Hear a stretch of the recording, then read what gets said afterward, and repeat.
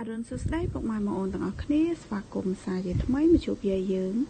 នៅព្រឹកនេះដែរយាយយើងមានតម្រូវថ្មីសម្រាប់ពុកម៉ែបងប្អូនទស្សនានឹងមើលកំសាន្តលេងសម្រាប់ថ្ងៃទី2ខែ5 2026តម្រូវរបស់យាយគឺមានប៉ុណ្ណឹងហើយយាយក៏មានសុបិននិយាយជូនពុកម៉ែបងប្អូនស្ដាប់កំសាន្តនេះគ្នា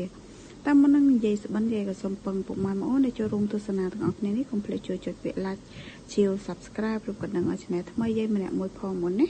ដើម្បីទទួលបានវីដេអូក្រោយៗតែចាំពុកម៉ែបងប្អូនចូលមកស្ដាប់សុបិនយាយយប់មិញនេះយាយសុបិនឃើញថាមាន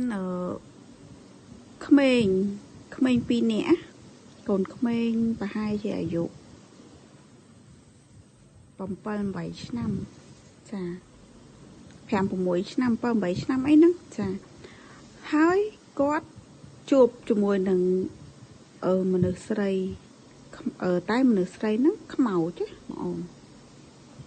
ថាម្ដងខ្មោចម្ដងមនុស្សស្រាប់តែដេញពួកគាត់រត់ថាភ័យអើយភ័យពួកគាត់ភ័យខ្លាំងទៅរកពួនកន្លែងណាក៏គេអត់ឲ្យពួនដែរហ្នឹងហើយសុបិនយប់មិញនេះរៀងប្លែកថាខ្មោចស្រីម្ដង3ដេញក្មេងៗហ្នឹងណាចាអញ្ចឹងយាយក៏កាត់យក20គត់21 03 08 28 021 821 308អស់20និងអស់0អញ្ចឹងពុកម៉ែបងប្អូនចេះកាត់លេខអីក៏យកតាមហ្នឹងទៅណាចាហើយក៏ជូនពរហេង